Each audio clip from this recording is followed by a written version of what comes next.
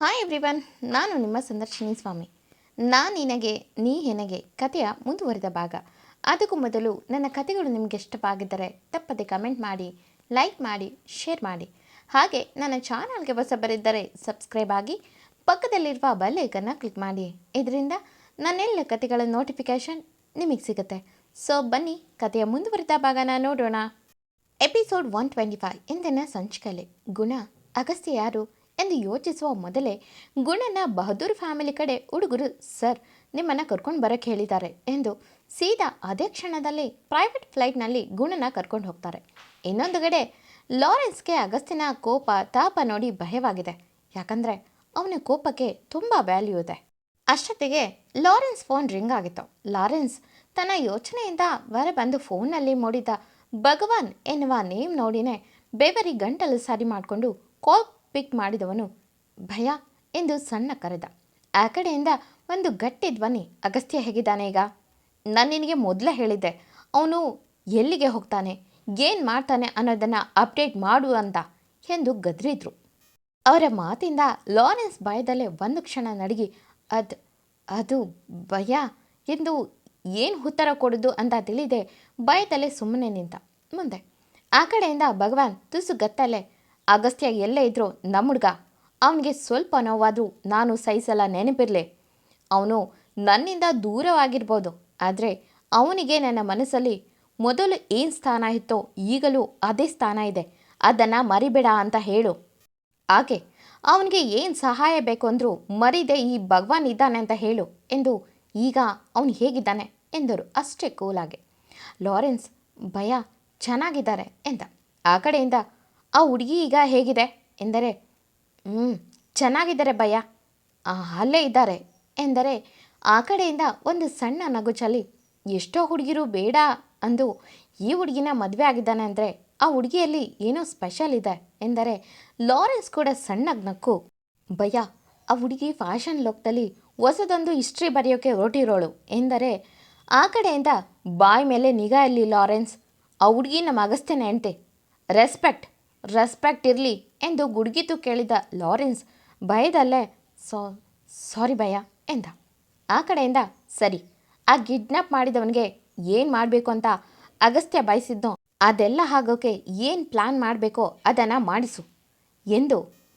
ರಾಜ ಅಖಾಡಕ್ಕೆ ಇಳಿದಿದ್ದಾನೆ ಅಂದರೆ ಅವನ ರಾಣಿ ಚೆನ್ನಾಗೇ ಇರಬೇಕು, ನನ್ನ ಸೊಸೆ ಫೋಟೋ ಕಳಿಸು ಎಂದರು ಸಣ್ಣಗೆ ನಕ್ಕು. ಲಾರೆನ್ಸ್ ಎಸ್ ಭಯ ಎಂದು ಕಾಲ್ ಕಟ್ ಮಾಡಿದ ತಕ್ಷಣ ಒಮ್ಮೆ ಗಟ್ಟಿಯಾಗಿ ಕಣ್ಮುಚ್ಚಿ ಜೋರಾದ ಬ್ರೆತ್ ಮಾಡಿ ಬೇಗ ಅಗಸ್ತ್ಯ ಮತ್ತು ಇಂದು ಒಟ್ಟಿಗೆ ಇರೋ ಫೋಟೋ ಕಳಿಸ್ದ. ಆ ಕಡೆ ಇಬ್ಬರ ಫೋಟೋ ನೋಡಿ ಮುದ್ದಾಗಿದೆ ಜೋಡಿ ಎಂದು. ಒಬ್ಬ ಹುಡುಗ ಎಷ್ಟು ರಿಸ್ಕ್ ತಗೋತಾನೆ ಅಂದರೆ ಇನ್ನೆಷ್ಟು ಪ್ರೀತಿ ಇದೆ ಇಬ್ಬರ ಮಧ್ಯೆ ಎಂದು ನಕ್ಕವನ್ನು. ಇವತ್ತು ನನ್ನ ಫೇವ್ರೆಟ್ ಸ್ವೀಟ್ ಮಾಡು ಎಂದು ಅಡಿಗೆವನಿಗೆ ಹೇಳಿ ಹೋಗ್ತಾರೆ. ಇತ್ತ ಅಗಸ್ತ್ಯ ಇಂದು ಕಣ್ಣು ಮುಚ್ಚಿ ಮಲಗಿರೋದನ್ನು ನೋಡಿ ಅವಳ ಕೈ ಹಿಡಿದು, ಸಾರಿ ಇಂದು, ನಾನು ಸ್ವಲ್ಪ ಲೇಟ್ ಮಾಡಿಬಿಟ್ಟೆ ಅನಿಸುತ್ತೆ ಎಂದು ಅವಳ ಕೆನ್ನೆ ಮೇಲೆ ಮೂಡಿದ್ದ ಬೆರಳಚ್ಚು ನೋಡಿ ದವಡೆ ಬಿಗಿದವನು ಯಾರಿಗೋ ಕಾಲ್ ಮಾಡಿ, ನಾನು ಹೇಳಿದ್ದು ಇನ್ನೂ ಅರ್ಧ ಗಂಟೆಗೆ ಮುಗಿಬೇಕು, ಅವನು ಎಷ್ಟು ಶೇರ್ ಪರ್ಚೇಸ್ ಮಾಡಿದಾನೋ ಅದೆಲ್ಲ ನಂದಾಗಬೇಕು, ಇಟ್ಸ್ ಮೈ ಆರ್ಡರ್ ಎಂದವನು ತನ್ನ ಕೋಪನ ನಿಗ್ರಹಿಸಿಕೊಂಡು ಒಮ್ಮೆ ಕಣ್ಣು ಮುಚ್ಚಿದವನು. ನೀನು ಎಲ್ಲೇ ಹೋದರೂ ನಿನ್ನ ನಾನು ಹಿಂಬಾಲಿಸ್ತಿರ್ತೀನಿ, ನನಗೇಗೆ ನಿನ್ನ ಅವಶ್ಯಕತೆ ಇದೆಯೋ ಹಾಗೆ ನನ್ನ ಅವಶ್ಯಕತೆ ನಿನಗೆ ಬೇಕಾಗುತ್ತೆ. ಇನ್ನೊಂದು, ನಿನಗೆ ಕಡೆ ಅವಕಾಶ, ನಿನಗೆ ಆಫರ್ ಕೊಟ್ಟಿದ್ದೀನಿ, ನನ್ನ ಮಗಳನ್ನು ನಿನ್ನೆ ಕೊಟ್ಟು ಮದುವೆ ಮಾಡಿಸ್ತೀನಿ, ನನ್ನ ಜೊತೆ ಕೈ ಜೋಡಿಸು ಎನ್ನುವ ಧ್ವನಿ ಬಂದು ಅವನ ಕಿವಿಗೆ ಅಪ್ಪಳಿಸಿದ ತಕ್ಷಣ ಪಟ್ಟೆಂದು ಕಣ್ಬಿಟ್ಟು, ನಾನು ನನ್ನ ಲೈಫ್, ನನ್ನ ಜೀವನದಲ್ಲಿ ನನ್ನ ಹೆಂಡತಿ ಅಷ್ಟೇ, ಇನ್ನು ಇದೇ ನನ್ನ ಲೈಫ್ ಎಂದವನಿಗೆ ಅವನ ಕಣ್ಣ ಮುಂದೆ ನೆಗೆಟಿವ್ ಥರ ಮಲಗಿ ಜೋರಾಗಿ ಉಸಿರಾಡ್ತಾ ಕಣ್ಣು ತೆಲಿಸುತ್ತಾ ಕಣ್ಣು ಮುಚ್ಚಿದ ನೆನಪು ಅಸಮಾಧಾನದಲ್ಲೇ ಹುಬ್ಬು ಬೆಸೆದು, ನೋ, ಇನ್ನು ನಾನು ಆ ಕೆಲಸ ಮಾಡೋಕ್ಕೆ ಸಾಧ್ಯ ಇಲ್ಲ, ನೋ ಎಂದು ಬೆದರಿದವನು ಅಲ್ಲೇ ಇದ್ದ ಗ್ಲಾಸ್ ನೀರು ಕುಡಿದು ಒಮ್ಮೆ ಮಲಗಿದ್ದ. ಇಂದು ಕಡೆ ಕಣ್ಣು ಹಾಯಿಸ್ದ. ಪ್ರಶಾಂತವಾಗಿ ಮಲಗಿರುವ ಹುಡುಗಿ ಪಕ್ಕ ಕೂತು ಅವಳ ತಲೆ ನಿವರಿಸಿ ಅವಳ ಕೈ ತನ್ನ ಕೈಗೆ ತಗೊಂಡು, ನೀನೇ ನನ್ನ ಪ್ರಪಂಚ ಇದ್ದು, ಇದುವರೆಗೂ ಯಾರ ನೆರಳು ಬೀಳಬಾರ್ದು ಎಂದು ಬದುಕಿದ್ನೋ ಈಗ ನೀನು ನನ್ನ ಲೈಫ್ಗೆ ಬಂದ ಮೇಲೆ ಮತ್ತೆ ನನ್ನ ಹಿಂಬಾಲಿಸ್ತಿದ್ದಾರೆ, ಎಲ್ಲಿ ಅವ್ರಗಳ ಸ್ವಾರ್ಥಕ್ಕೆ ನಿನ್ನ ದೂರ ಮಾಡ್ತಾರೋ ಅನ್ನೋ ಭಯ ಕಾಡ್ತಿದೆ ಎಂದು. ನಿನ್ನ ಯಾವತ್ತೂ ನನ್ನಿಂದ ದೂರ ಹೋಗೋಕ್ಕೆ ಬಿಡಲ್ಲ ಹೇಗೋ ಇದ್ದವನ ಜೀವನಕ್ಕೆ ಹೊಸದೊಂದು ಬೆಳಕನ್ನು ನನ್ನ ಬಾಳಿಗೆ ತಂದವಳು ನೀನು. ಇನ್ನು ಈ ಜ್ಯೋತಿನ ನಾನು ಕಳಿಸಿ ನನ್ನ ಜೀವನನ ಕತ್ತಲು ಮಾಡ್ಕೊಳ್ಳೋಕ್ಕೆ ಇಷ್ಟ ಇಲ್ಲ. ನೀನು ನನ್ನ ಜೊತೆ ಇರಬೇಕು. ಇದುವರೆಗೂ ಯಾರಲ್ಲೂ ಮೂಡದ ಹೊಸ ಭಾವ, ಹೊಸ ನೋಟ, ಪ್ರೀತಿ ನಿನ್ನಿಂದ ಮೂಡಿದೆ. ಯಾರಿಗೂ ಮನಸ್ಸು ಕೊಡದವ ಇಂದು ನಿನಗಾಗಿ ಈ ನನ್ನ ಜೀವನನೇ ಮೀಸಲಿಡುತ್ತಿದ್ದೇನೆ. ನೀನು ನನಗೆ ಬೇಕು ಎಂದು ಈಗ ನಿನ್ನ ಕೈಯಲ್ಲೇ ಇದೆ ಈ ಅಗಸ್ತ್ಯನ ಅಳಿವು ಉಳಿವು ಎಂದು ನಿಟ್ಟುಸಿರು ಚೆಲ್ಲಿ ಅವಳ ಹಣೆಗೆ ತುಂಬ ಮೃದುವಾಗಿ ಮುತ್ತಿಟ್ಟು, ಇಂದು ಈ ನಿನ್ನ ಅಗಸ್ತ್ಯನನ್ನು ನಿನ್ನ ಜೊತೆನೇ ಉಳಿಸ್ಕೊಳ್ತೀಯ ಅಲ್ವಾ ಇಂದು ಎಂದವನು ಅವಳ ಕೈನ ಅವನ ಎದೆ ಮೇಲೆ ಇರಿಸ್ಕೊಂಡು ಬೇಸರದಲ್ಲೇ ಕಣ್ಣು ಮುಚ್ಚಿ ಕೂರ್ತಾನೆ. ಈತ ಲಾರೆನ್ಸ್ ಸೋಫಾ ಮೇಲೆ ಕೂತು, ಸಾರಿ ಅಗಸ್ತ್ಯ, ನೀನು ಯಾವುದು ಬೇಡ ಅಂತ ಹೇಳಿದ್ಯೋ ಅದನ್ನೇ ನಾನು ಮಾಡಿಬಿಟ್ಟೆ. ನಾನು ನಿನ್ನ ಫ್ರೆಂಡ್, ಆದರೆ ಸದ್ಯಕ್ಕೆ ಈಗ ನಾನು ಅವರ ಅಡಿಯಾಳು. ನನಗೆ ಬೇರೆ ದಾರಿ ಇಲ್ಲ ಅಗಸ್ತ್ಯ. ಅವರಿಗೆ ನೀನು ಬೇಕು, ನನಗೆ ನಿನ್ನ ಸಂತೋಷ ಬೇಕು. ಈಗ ನೀನು ಏನು ಮಾಡ್ತೀಯೋ ನನಗೆ ಗೊತ್ತಿಲ್ಲ ಬಾಯ್. ಐ ಆಮ್ ಸಾರಿ ಎಂದು ಬೇಸರದಲ್ಲೇ ತನ್ನ ಆಣೆಗೆ ಕೈ ಹೊತ್ತಿ ಹಿಡಿದು ತಲೆ ತಗ್ಸಿ ಕೂರ್ತಾನೆ ಗಿಲ್ಟ್ನಲ್ಲೇ. ಇತ್ತ ಬಹದ್ದೂರ್ ಬಂಗಲೆಯಲ್ಲಿ ಗುಣ ನಿಂತಿದ್ರೆ ತುಸು ದಪ್ಪನೆ ಮೀಸೆ, ನೀಳ ಮೈಕಟ್ಟು, ಅವರ ಮೈಕಟ್ಟಿಗೆ ತಕ್ಕನಾದ ಸದೃಢವಾದ ಕಾಯ, ಜೊತೆಗೆ ಅಷ್ಟೇ ವರ್ಚಸ್ಸು ಅವರ ಮುಖದಲ್ಲಿ ಮೂಡಿದೆ. ಅದಕ್ಕೆ ತಕ್ಕನಾದ ಗತ್ತು ಗಾಂಭೀರ್ಯ ಮುಖದಲ್ಲಿ ರಾರಾಜಿಸುತ್ತಿದೆ. ಅವರ ಮುಂದೆ ನಿಂತಿರುವ ಗುಣ ತುಸು ಉಗುಳು ನುಂಗಿ ಕೈ ಕಟ್ಟಿ ನಿಂತಿದ್ದಾನೆ ತಲೆ ತಗ್ಸಿ.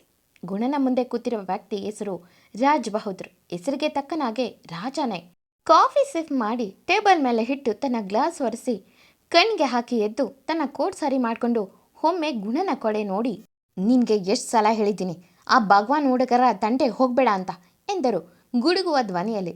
ಗುಣ ತುಸು ಎದುರುತ್ತಲೇ, ಮಾವ, ನಾನು ಆ ಹುಡುಗರ ತಂಟೆಗೆ ಹೋಗಿಲ್ಲ ಮಾವ, ಅವರು ಬೇರೆ ಯಾವುದೋ ಕೆಲಸದ ಮೇಲೆ ಎಂದು ಸುಮ್ಮನೆ. ಆದರೆ ರಾಜ್ ಬಹದ್ದೂರ್ ಒಮ್ಮೆ ಅಲ್ಲೇ ಇದ್ದ ಇನ್ನೊಂದು ಹುಡುಗನ ಕಡೆ ನೋಡಿದ್ರೆ ಆ ಹುಡುಗ ಕೂಡ ತುಸು ಉಗುಳು ನುಂಗಿ, ಎಸ್ ಮಾವ, ಇವನು ಯಾವುದೇ ಕಾರಣಕ್ಕೂ ಅವರ ಜೊತೆ ಗಲಾಟೆಗೆ ಹೋಗಿಲ್ಲ, ಅದು ಬೈ ಮಿಸ್ಸಾಗಿ ಆ ಹುಡುಗರು ಬಂದಿದ್ರು ಎಂದ. ಆ ವ್ಯಕ್ತಿ ಒಮ್ಮೆ ಇಬ್ಬರ ಕಡೆ ನೋಡಿ, ನೀವು ದಿವಾನ್ ಮನೆತನದ ಮಕ್ಕಳು, ಮೇಲಾಗಿ ಈ ಬಹದ್ದೂರ್ ಮನೆಗೆ ಸಂಬಂಧಿಸಿದ ಹುಡುಗರು ಎಂದರೆ ಮೈಯೆಲ್ಲ ಕಣ್ಣಾಗಿರಬೇಕು.